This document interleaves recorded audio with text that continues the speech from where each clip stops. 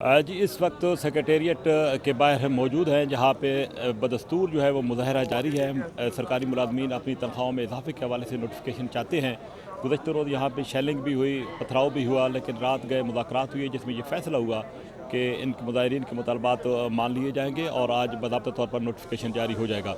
इस वक्त सेक्रेटेरिएट के बाहर की सूरत हाल ये है कि ये अकब में सेक्रेटेरिएट का दरवाज़ा जो है मुकम्मल तौर पर लॉक है और मुलाजमीन अभी भी जमा है। उनका ये कहना है कि जब तक नोटिफिकेशन नहीं आता उस वक्त तक वो यहाँ पर मौजूद रहेंगे और अपने दफातर में नहीं जाएंगे। 2 बजे का वक्त है। इस बात का इम्कान है कि मुज़ाकरात की कामयाबी के बाद 2 बजे तक जो है वो बाज़ाब्ता तौर पर नोटिफिकेशन जारी हो जाएगा। ये सूरत हाल है इस वक्त तो सेक्रेटेरिएट के बाहर की। दोनों गेट्स जो हैं इन और आउट वो मुकम्मल तौर पर बंद हैं। यहाँ पर मुख्तलिफ वजारतें भी हैं, महकमे भी हैं। आज मुकम्मल तौर पर 2-3 दिन से हाज़री नहीं है।